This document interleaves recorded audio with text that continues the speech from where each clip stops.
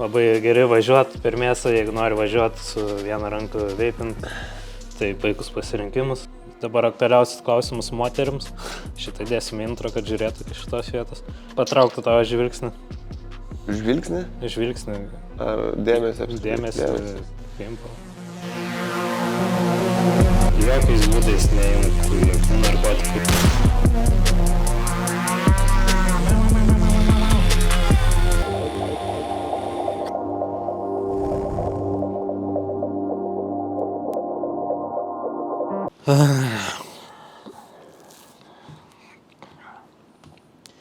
Sveiki atvykę į pasikalbėjimus prie Surelio, antras sezonas. Taip greit praėjo metai nuo 8 metai nuo pirmo sezono, pirmo epizodo ir dabar esam antram sezone, pirmam epizode. Pasikalbėjom prie Surelio ir turim svečią, Benas Lastauskas. Sveiki. Visiems žinomas pseudonimų Hiparikai. Ir atėjo pas mus pašnekėt. O antras sezonas truks 8 metus? Jeigu turėsim 8 epizodus, tada 8 metus. O pirmam buvo taip 8 epizodai? Ten daug buvo. Tai va. Bet reikia 8, ne? Gerai. Tai gal pradėkim nuo naujienų, kad parašai knygą dabar. Ar čia nebuvo galima? Viskas gerai, gali. Galim. Yeah. Nu, šitas išeis, tai jau nebebus naujiena, aš manau. Pamiršė visą knygą. Tai kaip tau sekės rašyti knygą, nes tu šiaip per telefoną visus vos rašydai, tai ar nebuvo sunku ant popieriaus rašyti? Nu jo, ant popieriaus būtų sunku, bet aš nerašiau ant popieriaus. Aš iš ten nukopinau, iš nauco vis tiek rašiau per telefoną. Čia tokia, jaučiu, pirma bus knyga parašyta per telefoną.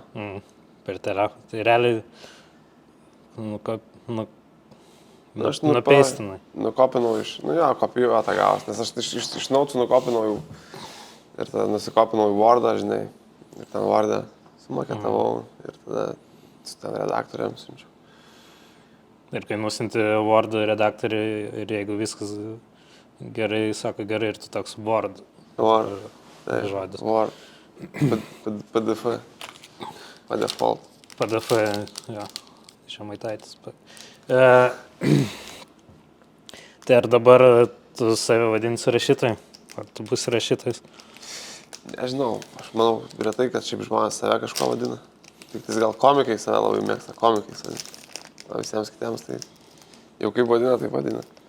Bet nežinau, Žiliūnai. Ar aš tapsiu rašytoju dėl to, kad parašiau knygą. Akivaizdu, kad knygų yra parašę daug žmonių, kurie nerašytų. Bareikis knygą parašė. Stano. Stano turi knygą? Net ne vieną. Ne? Nu, wow. Ir Čia dar liko mėgstami gabaliukai. tai tau geriau, kad tave vadintų tinklaraštininku. Blet, nežinau. Nežinau, kaip tu atrodo, kaip man turėtų vadinti. Nežinau. Mąstytoja gal. Mąstytoja? Mąstytojas tinka. Nu, man mąstytojas, žinok, irgi patinka. Socialinių tinklų mąstytojas. Mąstovas mąstytoja. Mąstovas mąstytojas. Čia, blet, čia galėčiau repuoti. Gerai, vis tiek žmonės tavo knygų skaitys lovai ar kažkur, ar parke. Kaip manai, ką norėtum, kad naudotų kaip skirtuką tavo knygą? Nes ką gali naudoti? Turi pasiūlymą? Tai gali naudoti lapą tiesiog paprastą. Tai čia būtų klasika. Kartelė gali būti. Čia tas Beyblade'as garsas? Ja. Kartelė gali būti. Antibiotikai, jeigu geri antibiotikus tame, tai iki šį knygą. Esi stiprus? Na, jeigu geri, tai visai praktiška. Nes tada tuo pačiu ir prisiminsi. Jeigu žemaitis skaito bliną, gali tiesiog įkišti į knygą. Žemaičių, blin. Būtent žemaičių. Ja. Nežinau, tai toks irgi variantas galbūt. Kad dar, nežinau, baltam išraina, jeigu prie stalo skaitai. Įsidedi knygą ir tau skirtukas. Bet gali išterti, ne? Nu jo, čia toks minus, nepagalvoju. Bet nu, dar gal kažkaip įsprendžiama. Tuo pačiu metu ir audio knygų paleisit. Nu, kažkaip jo, taip aplinkui ten tą laiką. Kaip išsirinkai Stonkų, kad garsintų. Aš iš tikrųjų nedaug nedalyvau procese, nes labiau audioteka, kurį garsina. Na, aišku, aš irgi klausiau variantus, Stonkus, manau, tai yra tinkamas, bet jisai negarsins visos audio knygos. Nu, personažą. Vieną personažą. Tam personažui jis tikrai tinkamas. Ir aš net nebejoju. Bus labai įdomu išgirsti jau finalinį visą. Bet Edgariukas toks, Maroziukas ten, Stonkus moka. Pamarozina, kai reikia. Buvo variantas arba Stonkus, arba Bareikis. Čia ne mano knygai šitas variantas. Čia knygų ir kitur buvo. Čia į kitus dalykus įgarsinti. Bet nežinau, Bareikis man ras ne vienam, man žinok, personažai netinka. Bandau galvoti. Nors jisai greičiausiai yra talentingas žmogus ir didžiausias talentas tai slėpti savo talentus. Jo talentas yra apsimest talentingu. Koko čikienė? Aš man būtų jam vaidmuo geras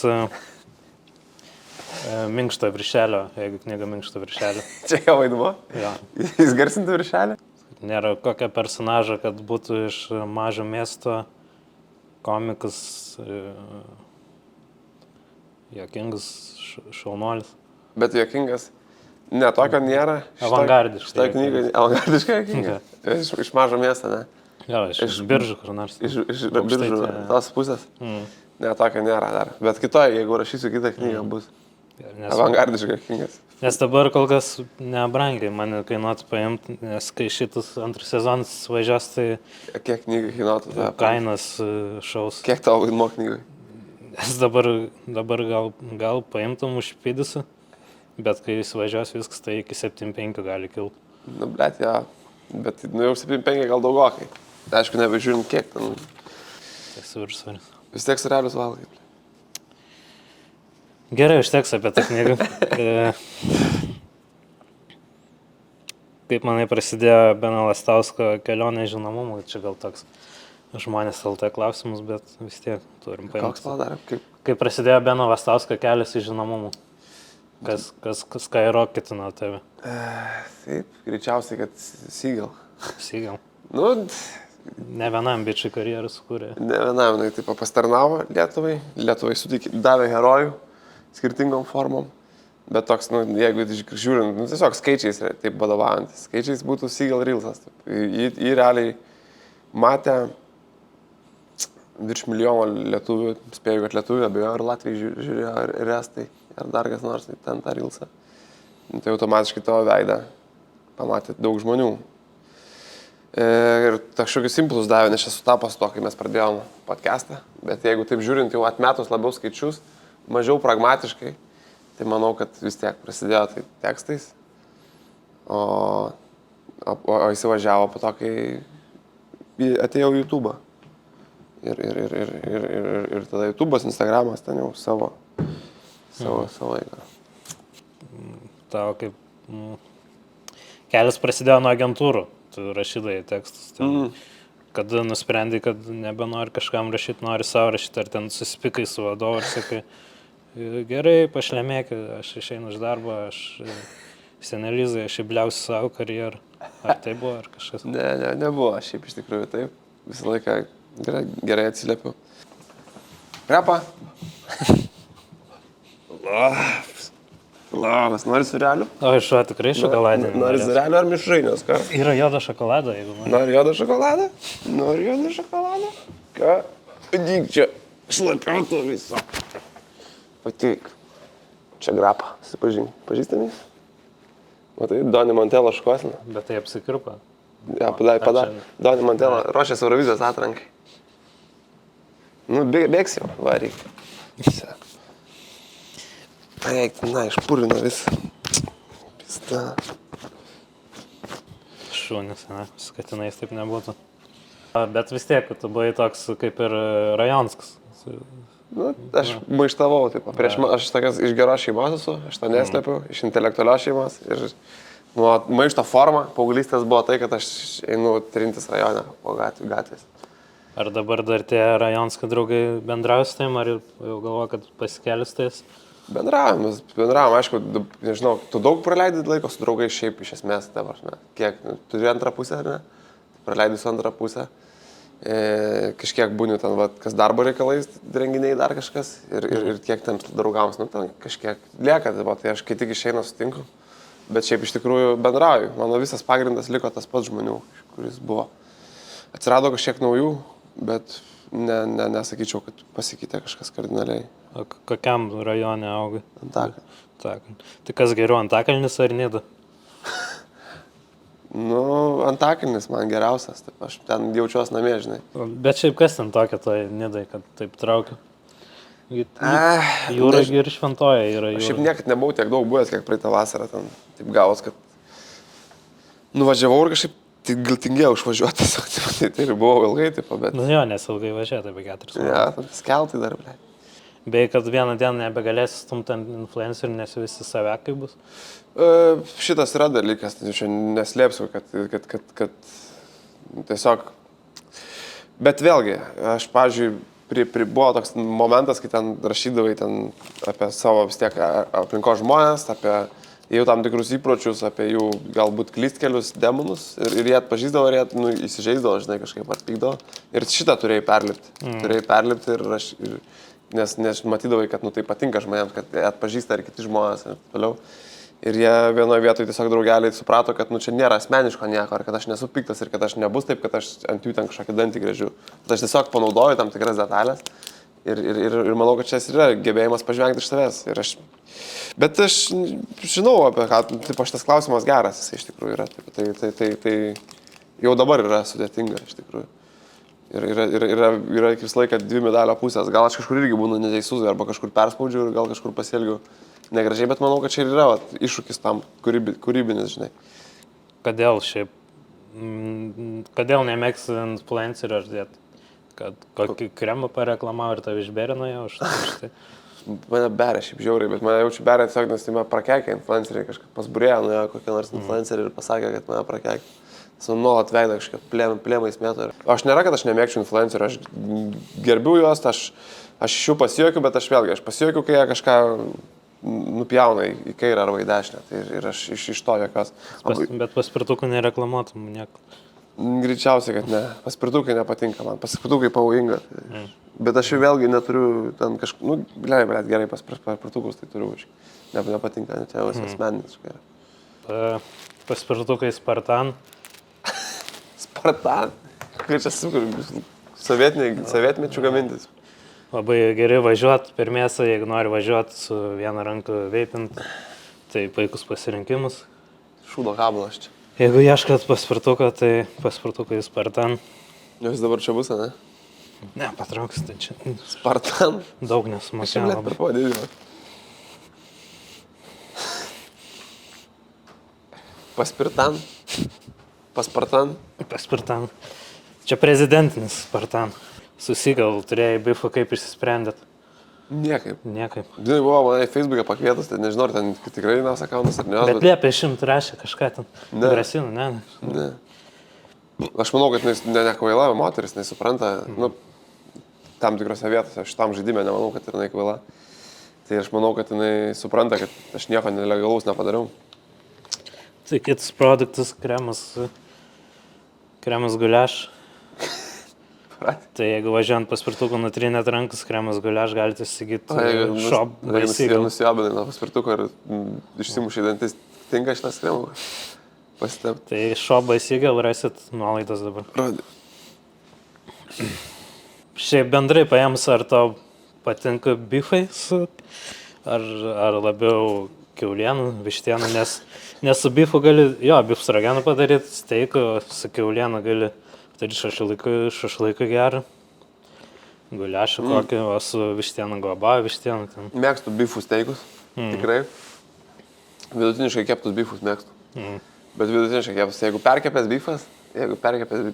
bifas, tai jau šūdas yra, taip, manau, toks tampa nieko geras, žinai. Ir jeigu ir tie dar kur krauju pasirūvė tokie bifai, irgi nelabai, žinai. tokie vidutiniai, kaip tie bifai yra gerai, tai vat, sakyčiau, buvo tokių tikrai neblogų bifų. Yra Lietuvoje neblogų bifų, tikrai. Galima. Čia ir Gauba šiaip yra. Gaubau patinka tau, bet ten išmirkyta viskas tose. Žinai, man patinka gal natūralus mėsos, kur nėra tau. Ne, iš padažų, žinai, kažkokių. Ir... Na, bet tau ir nepatinka vištien už tai pykai ant Seagull. Tai aš ant Dievo Chicken pykstu.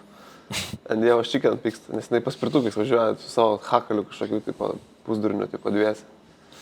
O šiaip su kuo labiausiai nenorėtum subifint, bet subifint susipykto, Ne mėsą. Ne. Nu, ja, susipyktų iš tos prasmės. Iš pasisipykimo aš ko labiausiai nenorėčiau, ne? Geras klausimas. Šiaip su nieko gal per daug nenorėčiau. Bet nežinau, jeigu pasakytum variantus, tai aš galėčiau pasakyti, su ko mažiausiai iš jų norėčiau, nes šiaip su nieko. Nes kitas klausimas buvo, su ko labiausiai norėtum. Norėčiau subifint, su ko? Nes jeigu žinai, kad ultra kvailus žmogus ir norėčiau su juo subifint, pastatyti vietą, parodyti jam. Blet, nežinau, aš manau, kad aš gal truputį kitaip žiūriu, aš nemanau, kad bifas pastato žmogų į vietą. Vis tiek įkrečia proto kažkiek.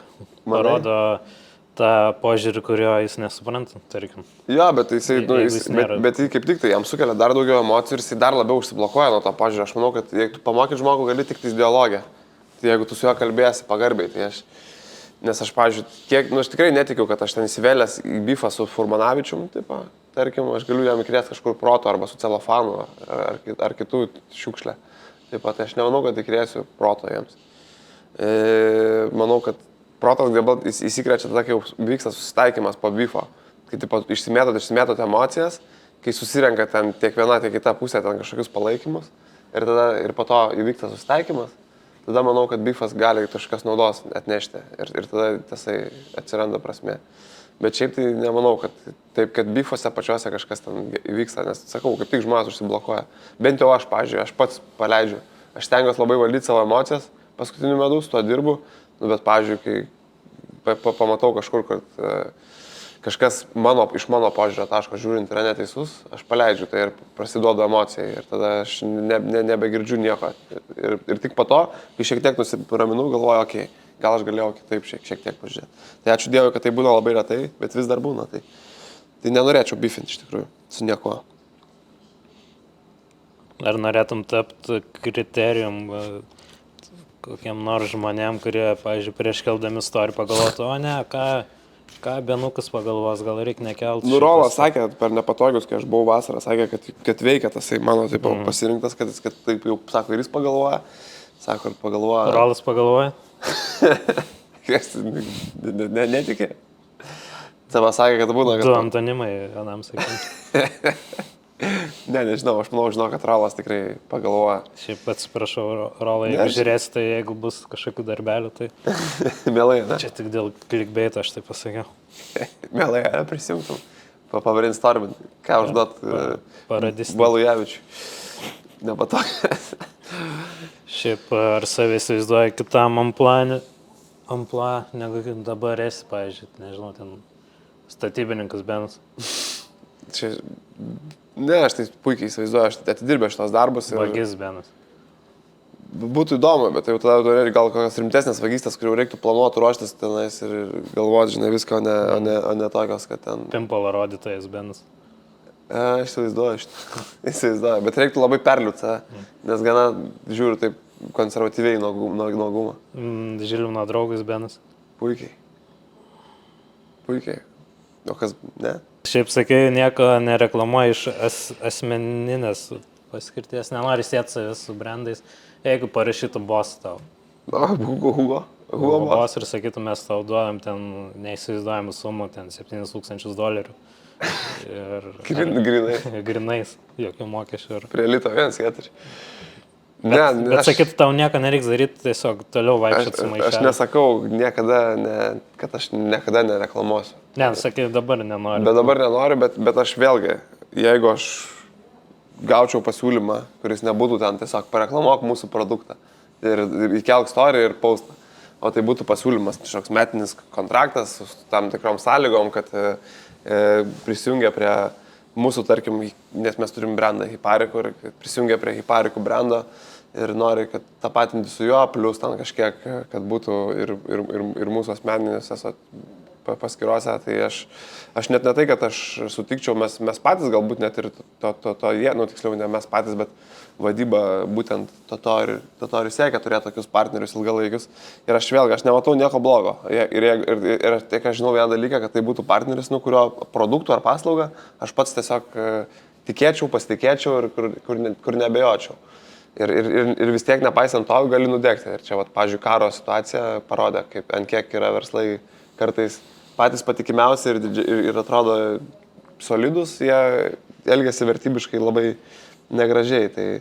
Tai aš manau, kad čia yra rizikos visą laiką ir kad jos bus, bet aš norėčiau partnerysčių su verslais ir aš pats tai žiūriu taip profesionaliai ir man įdomu ir verslas man patinka. Aš nežinau, ar aš galbūt netgi galvoju, kad aš labiau norėčiau pereiti tai būtent į verslo pusę, ne tiek performinimo ir darimo kažką, nes man tai atrodo įdomiau ir prasmingiau ir kad tu gali daugiau padaryti.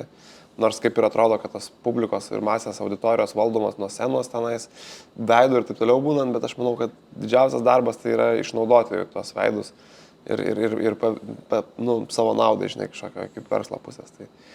Tai man tas atrodo žavu, įdomu ir aš tikrai prieš tai nenusistatęs. Tai aš tiesiog nenoriu tapti, nežinau kaip čia pavadinti, nenoriu daryti taip, kaip daro Lietuvoje influenceriai. Man tai toks atrodo, aš nesu influenceris, aš nesu reklamuotojas, aš esu, kas aš esu ir aš toks reflektuoju gal aplinką, ją aprašau, ją pašiepiu, padarau šios komediją ir aš nenoriu tiesiog dabar nueiti to keliu, nes aš žinau, kad aš pamėsiu ir aš tiesiog, tada mano taps tikslas, ten praeitą mėnesį uždirbau 15 štukų iš Instagramo, dabar aš noriu ten uždirbti 20, žinai, arba kad, tai uždirbau tik 9 praeitą mėnesį, koks hujovas mėnesis, vadyba davai, ieškokit man taip daugiau ką reklamuoti. Šūdas čia. Aš noriu kurt, žinai, tai aš ir tą kol kas darau, kaip bus vėliau, pažiūrėsi. To veido daug irgi neišnaudosi daug tam verslui to veido, nebent veido kokį reklamą. Tik tais, arba dar Akinių. Akinių dar gali. Dirbtinių ūsų. Elektrinių šepetėlių. Dirbtinį antaikį. Kaip čia jau link pabaigos judam, kaip manai, čia aktualiausias, jeigu dar žiūrit, šitą įdėsim. Dabar aktualiausias klausimus moterims. Šitą dėsim intro, kad žiūrėtų iki šitos vietos. Ar susirasi vieną dieną žmoną? Bet jau žmona, tipo, kur oficialiai, tipo, ten, ne? Kur vadinsi žmoną, kad ir nebūsit susirasi. Aš tai manau, kad taip kažką turėsiu, taip, nes kitaip aš, aš nežinau, arba bus taip, visiškai dabar jau išmokau, šiaip iš tikrųjų būti vienas, dabar jau gal sunku yra kažkaip nebebūti vienam, bet manau, kad, manau, kad ne vyrą susirasiu. Bent jau kol kas taip jaučiuosi, kad link moterų žymiai labiau. Kokia turėtų būti moters pagrindinės 3 savybės, kad tave patrauktų tavo žvilgsnį? Žvilgsnį? Žvilgsnį. Ar dėmesį? Dėmesį. Pimpal. Turėtų būti galvot, ką sako turi visą laiką. Tada manau, kad ramybė, dėl to, kad pats esu gana chaotiškas, tai man dar vieno chaotiško žmogaus nereikia, tai manau, tas rafinuotumas, ramybė. Ir turėt dantis. Dantis. Ja. Bet kad neišsimtų, bet... turėt, gali būti ir išsimantis, taip, čia nėra problema, bet kad turėtų tokius. Nors, aišku, jeigu yra dantų irgi yra tam tikrų pliusų, bet nemanau, čia šitą laidoje verta apie tai kalbėti. Ja, gal taip apkalbėjom viską tavo projektus, gyvenimą, pradžią, karjerą ir jeigu bus kažkokių projektų ateity, kur reiktų talentingo, apkūnesnio komiko, tai duok žinoti, aš tau duosiu Katlerio numerį. Katleris nėra apkūnus. Tai tiek. O tu neateisi? Į projektą. Talentingam buvo. Ne, mums nereikia. Kam reikia talentingų žmonių, pas savai projektus nereikia. Tada visi pamatys, kad tu netalentingas. Niekas nekviečia niekur talentingų žmonių. Nes jie išryškina talentos. Tai tada aš galėsiu. Tai tiek šiai laidai pašnekėjom su Benu Lastausku Hipariku. Ir žiūrėkit, prenumeruokit Contribui. Pagarba Žilva, pagarba žiūrovams. Ačiū. Kai žiūri tą avangardišką komediją, yra labai gerai. Jūs ateitis. Dar aišku, dovanų gal ir kad Davai nemišrainę. tai liktum laisvas kaip aitvaras su savo kūryba. O, Ir dar jūs gerai. nieks nesaisto Nice, ir gražu. kad skraidytum Ačiū. kaip Labai aitvaras. miela ir fain. Pasikabinsiu būtinai sapnų gaudyklę. Virš lovas pakabinsiu. Ačiū. Jokiais būdais neimk jokių narkotikų.